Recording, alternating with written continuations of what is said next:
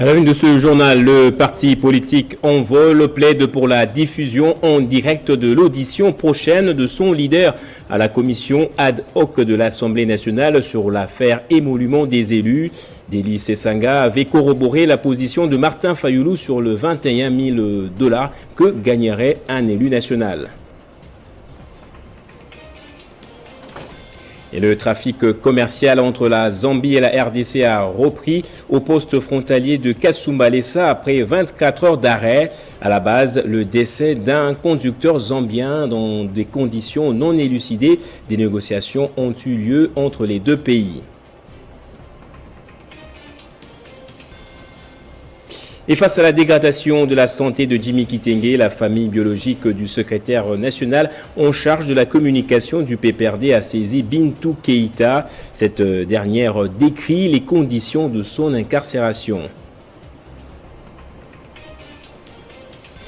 Et le gouvernement congolais reste ferme quant à sa décision d'exploiter utilement ses ressources naturelles. À la pré-COP 27, Kinshasa a fait entendre sa voix et rassure de sa volonté de respecter l'environnement au profit de sa population. Bienvenue à vous tous et merci d'être avec nous sur Télé 50 à la une de l'actualité. La RDC reste catégorique sur la vente aux enchères de ces blocs pétroliers dont l'appel d'offres a été déjà lancé il y a quelques mois par Félix Tshisekedi, président de la République, en séjour à Kinshasa pour participer aux travaux préparatoires de la conférence sur le changement climatique COP 27. L'envoyé spécial du président américain John Kerry a exprimé sa crainte sur cette mise en vente car d'après lui, celle-ci risque de briser l'équilibre entre l'exploitation des ressources naturelles et la création d'emplois dans le bassin du Congo, chose que Félix Tshisekedi a refusé catégoriquement, révèle F. Bazaïba, vice-premier ministre et ministre de l'Environnement et de Développement durable. Et parmi les participants à la pré-COP 27, la gouverneure du Mai-Ndombe, Rita Bola, qui s'est félicitée de la contribution de sa province dans la lutte contre le changement climatique. La province a signé un partenariat avec une entreprise. Ce dernier est supposé apporter le développement de la province. Alors que plusieurs projets environnementaux ne consacrent pas des parts égales des bénéfices de vente de crédit carbone, le projet Mai-Ndombe RED+, lui, est le seul parmi plusieurs initiés dans le bassin du Congo à obtenir la validation et la vérification des 2 standards internationaux du marché volontaire. C'est un projet très bénéfique pour notre province. Et nous encourageons ERA Congo de continuer encore avec d'autres projets dans la province de Mai-Ndombe, parce que non seulement nous bénéficions de la taxe, mais nous allons bientôt encore aussi bénéficier de la vente de crédit carbone. Donc, avec ce projet de la pisciculture, on va prendre les étangs, on met des poissons pour le regrossir et on peut le remettre dans le lac. Merci. Ce sont des projets qui sont formidables. Une expérience pilote pour la protection de la forêt et de la biodiversité rendue possible par ERA Congo SRL qui a investi dès le premier jour en faveur des communautés locales dans la construction des infrastructures et son engagement dans le domaine de la santé. L'objectif principal dans la mise en œuvre de ce projet est de participer à la lutte contre le réchauffement climatique par la conservation forestière dans le cadre du mécanisme de la réduction des émissions dues à la déforestation et à la dégradation des forêts. Ce protocole d'accord consacre un partage à part égale de bénéfices de vente de ces crédits carbone résultant de produits entre le gouvernement de la République démocratique du Congo et le porteur du projet. La province du Mai-Ndombe est également fière d'être la première juridiction RED+, dans le cadre du fonds de partenariat de carbone forestier dans lequel est embrigué le projet ERA Congo. Et dans l'actualité également, affaire émolument des députés nationaux, le parti politique de Deli Sesanga veut que soit retransmise en direct l'audition de son leader dans la commission ad hoc de l'Assemblée nationale après avoir avoué que les élus nationaux toucheraient 21 000 $. Nous sommes en ligne avec le porte-parole de l'Envol pour en parler. Rodrigue Ramazani, bonjour et merci d'avoir accepté notre appel. Pourquoi avoir exigé que l'audition soit rendue publique? L'Envol demande que l'audition de l'honorable Sessanga sur l'affaire des émoluments des députés soit publique parce que l'envol estime que le peuple congolais a droit à l'information. Le peuple congolais qui est en réalité les contribuables, et de surcroît il s'agit d'un contribuable pauvre, a le droit de savoir comment le pouvoir gère ses finances.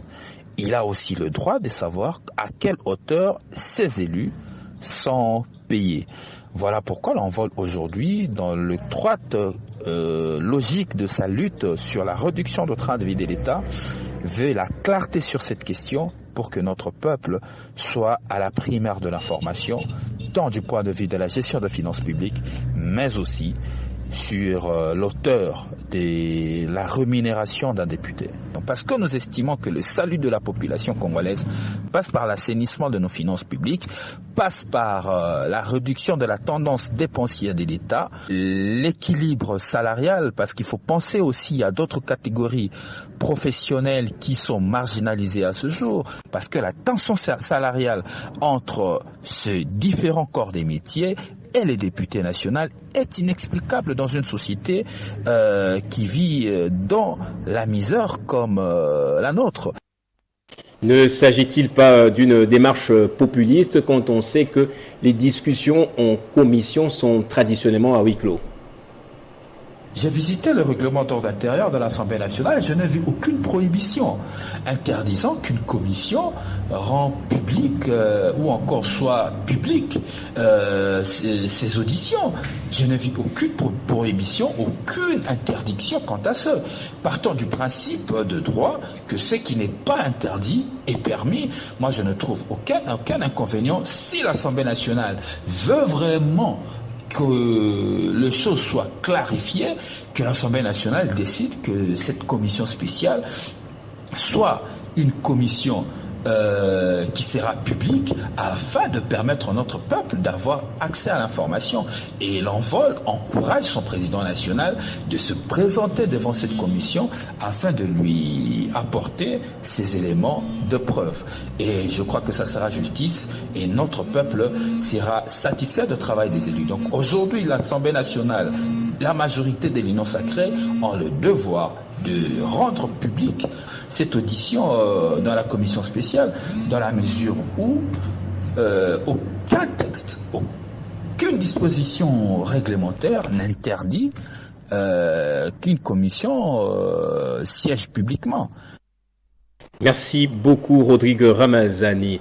Le trafic a repris dans la matinée de ce jeudi à la frontière entre la RDC et la Zambie à Kasumbalesa. Les activités commerciales étaient bloquées toute la journée de mercredi à la suite d'un mouvement de grève déclenché par les chauffeurs des engins lourds du côté de la Zambie qui protestaient contre le décès d'un des chauffeurs de ce pays voisin sur le territoire congolais. Une rencontre a eu lieu entre les autorités politiques de ces deux pays.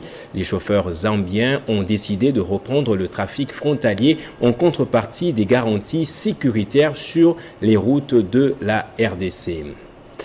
La famille biologique du secrétaire national en charge de la communication du PPRD a saisi le secrétaire général des Nations Unies en RDC au sujet de l'arrestation de Jimmy Kitenge qui se trouve depuis plusieurs semaines à Makala. Dans une lettre adressée à Bintou Keïta, la famille biologique de Jimmy Kitenge déplore les conditions jugées inhumaines dans lesquelles il se trouve en prison et exige sa libération sans condition.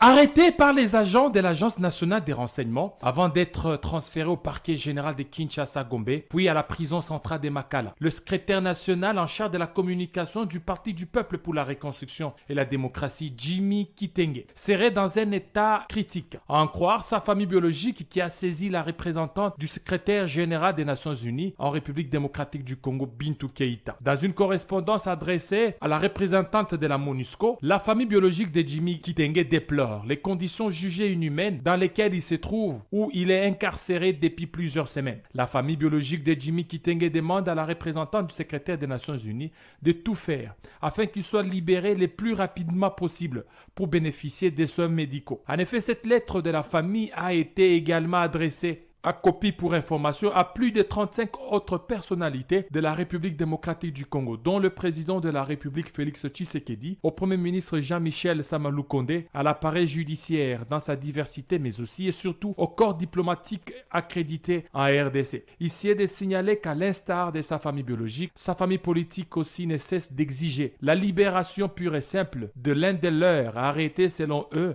en violation de toutes les procédures juridiques. Et on va parler à présent de la lutte contre le blanchiment des capitaux. La CNRF a sensibilisé ses assujettis contre les risques et assure que l'inscription de la RDC sur la liste noire n'est pas à l'ordre du jour. Le but de ces travaux est d'améliorer leur connaissance dans la compréhension des risques d'une part et d'autre part de susciter la volonté et l'obligation en eux de déclarer les opérations suspectes à la CNRF. Le secrétaire exécutif de la cellule nationale de renseignement CNRF, Adler Kisula, a donné les go de 2 matinées de sensibilisation des assujettis, notamment les banquiers, les opérateurs des téléphonies, les avocats, pour ne citer que ceux-ci, à la lutte contre les blanchiments de capitaux et les financements du terrorisme en République démocratique du Congo. La RDC ne sera pas inscrite sur la liste noire des GAFI. Le GAFI nous a donné un plan d'action que nous devons exécuter entre 2022 et 2025. C'est à l'issue de l'exécution de ces plans d'action que les GAFI vont apprécier la conformité de notre dispositif anti-blanchiment. Les GAFI apprécient l'évolution de notre République en matière de lutte contre le blanchiment des capitaux. Le but de ces travaux est d'améliorer leur connaissance dans la compréhension des risques, d'une part, et d'autre part, de susciter la volonté et l'obligation en eux de déclarer les opérations suspectes à la CNRF, en vue de permettre à la RDC de se conformer aux standards internationaux pour combattre ces fléaux. Le secrétaire exécutif de la CNRF a souligné que les 2 chambres du Parlement pourront adopter la loi révisée numéro 4/016 du 19 juillet 2004 portant lutte contre les blanchiments de capitaux et les financements du terrorisme au cours de cette session parlementaire. Le programme des Nations Unies pour le développement, le PNUD, a organisé du 5 au 7 octobre en cours un atelier national sur la vulgarisation et la validation du rapport des diagnostics sectoriels pour la réalisation du schéma national d'aménagement du territoire et de guides méthodologiques pour l'élaboration des plans provinciaux et locaux d'aménagement du territoire. Dans son discours à l'occasion de l'atelier national de validation du rapport des diagnostics sectoriels pour la réalisation du schéma national d'aménagement du territoire, Madame la représentante résident à I du PNUD RDC a remercié les autorités nationaux et provinciaux présents sur les lieux, essentiellement les agents cadres du ministère de l'aménagement du territoire. Kinshasa abrite les travaux de la pré-COP 27 et exprimer mes sincères remerciements à son Excellence, Monsieur le ministre d'État, Maître Guy Luando-Mboyo, ministre de l'Aménagement du Territoire, pour la conduite de la réforme de l'aménagement du territoire en cours. Elle a ainsi laissé entendre que les 10 ateliers étaient d'une importance capitale pour le secteur de l'aménagement du territoire et appelle à tous les participants de les capitaliser. S'en était suivi l'intervention du ministre de l'aménagement du territoire, Guy Luando-Mboyo, qui a glissé un mot sur cet atelier et son positionnement dans les processus d'aménagement du territoire de la RDC. Les travaux de l'atelier qui s'ouvrent ce jour s'inscrivent dans le cadre de la poursuite du processus de la réforme de l'aménagement du territoire et de la mise en œuvre du plan de travail annuel 2022 qui prévoit la validation du rapport des diagnostics sectoriels spatiaux pour l'élaboration du schéma national d'aménagement du territoire et des guides méthodologiques qui permettront aux provinces et aux entités territoriales décentralisées et déconcentrées d'élaborer leurs plans provinciaux et locaux d'aménagement du territoire. À en croire les 2 intervenants, les 10 ateliers incarnent l'étroite collaboration entre PNUD et les ministères de l'aménagement du territoire.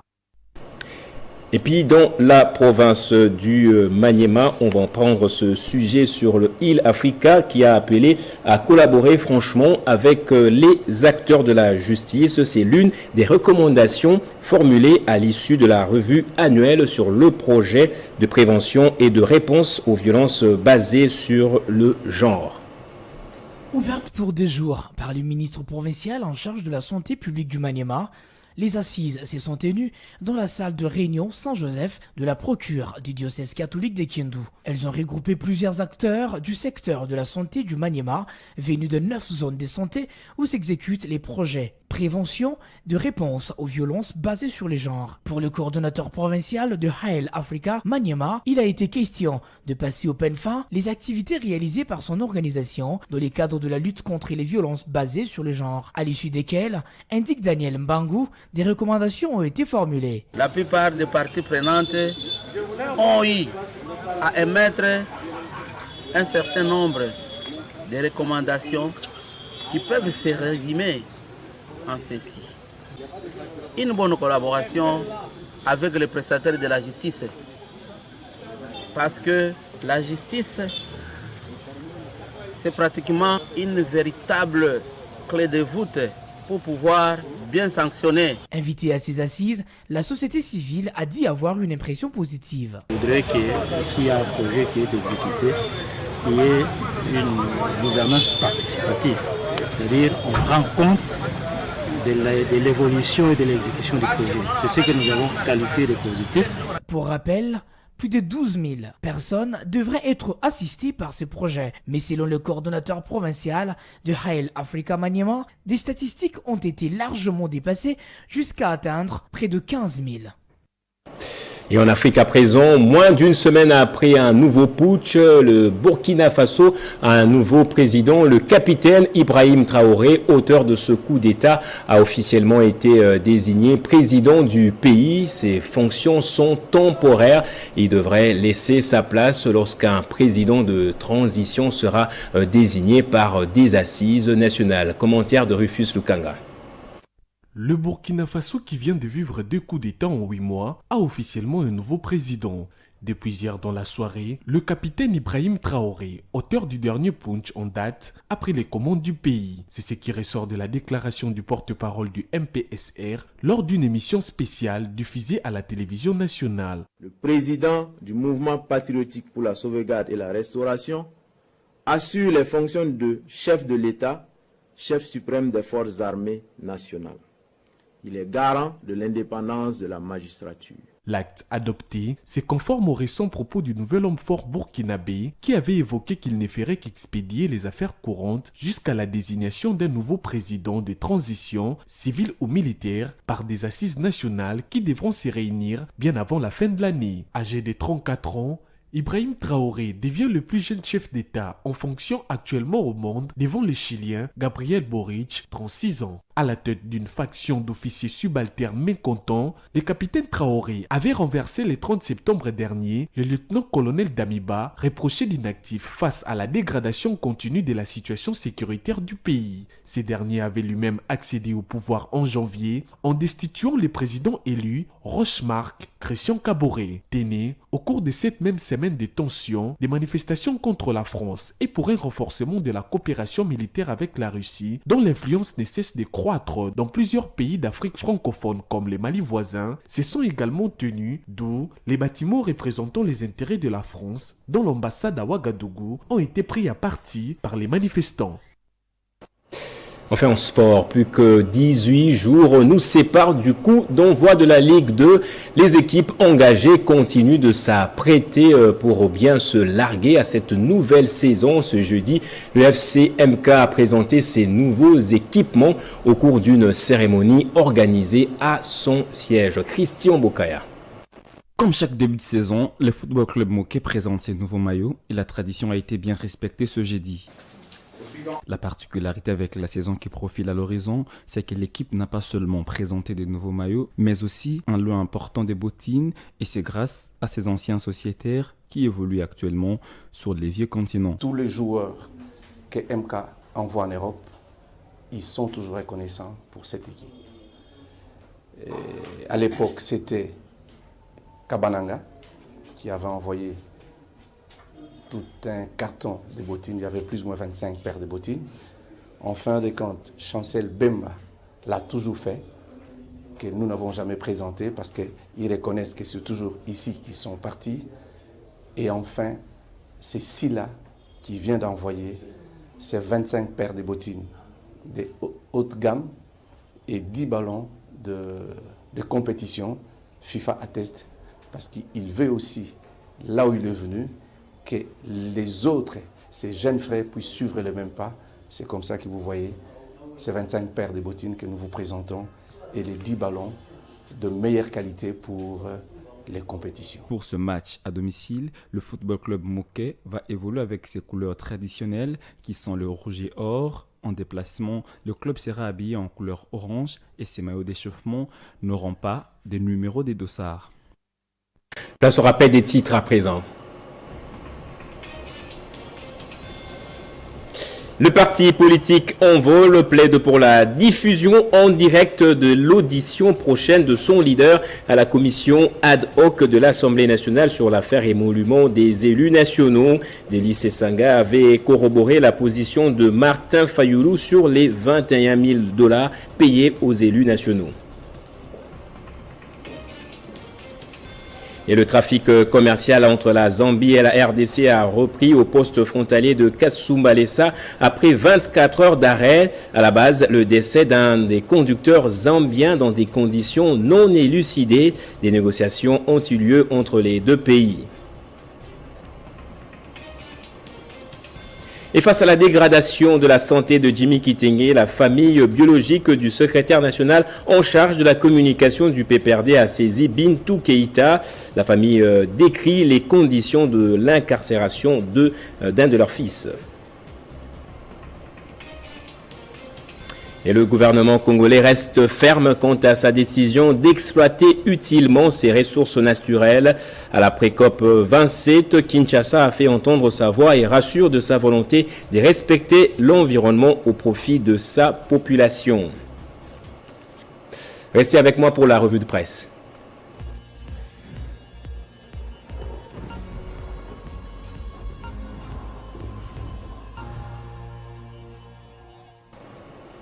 Et comme tous les jeudis, nous allons lire le journal paru ce jour avec Bédrine Kenge qui est déjà entrée de l'autre côté du studio. Bonjour et bienvenue à vous Bédrine.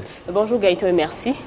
À la une des journaux parus ce jeudi, les enjeux de la pré-COP 27 qui s'est clôturée hier dans la capitale congolaise. Effectivement, Gaëtan, en marge de cette pré-COP 27 de Kinshasa, la République démocratique du Congo, qui comprend 60% des forêts du bassin du Congo, a subi des pressions de puissances occidentales représentées notamment par John Kerry, l'envoyé spécial américain pour les climats, indique la tempête des tropiques. Ce dernier a demandé même à Kinshasa de renoncer à l'exploitation de blocs pétroliers et gaziers situés dans des zones sensibles. Nous citons les tourbières, une demande boycottée par le chef de l'État, Félix Tshisekedi, à en croire F. Bazaïba.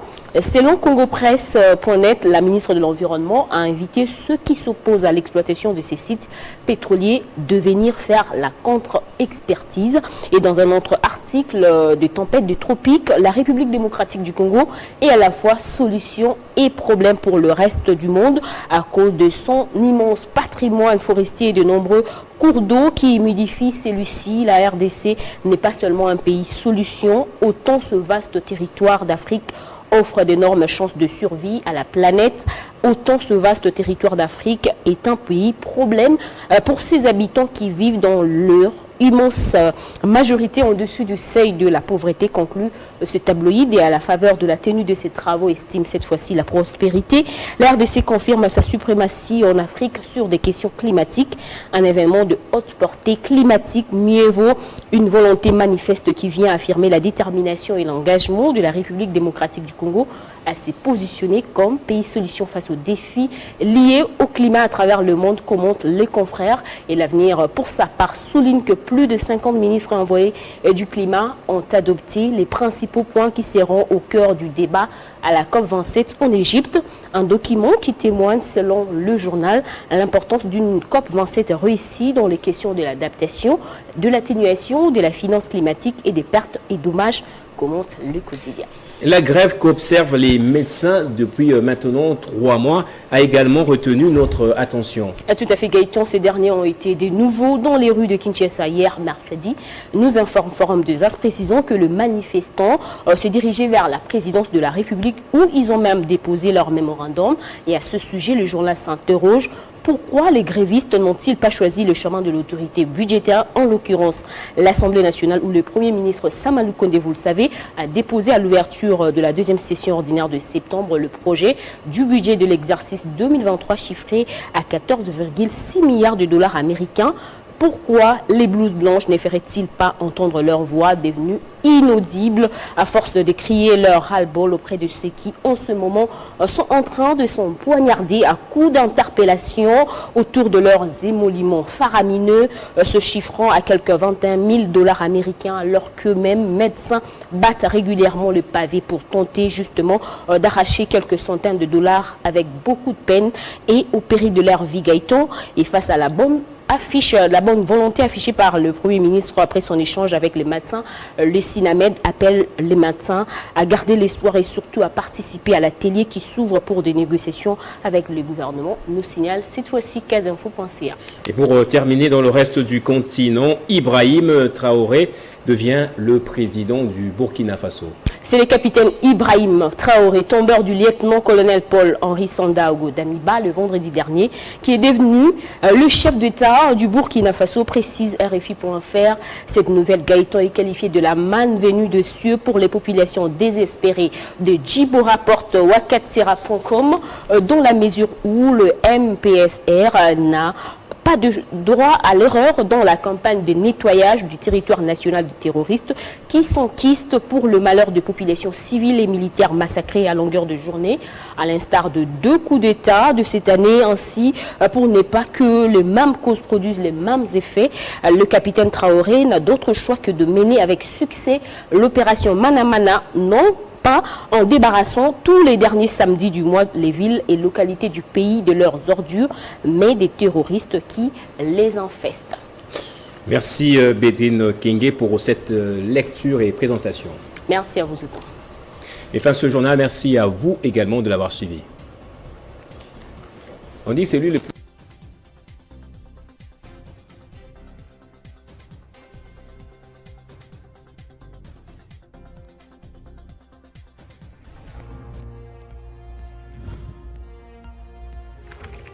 L'actualité reste inconnue.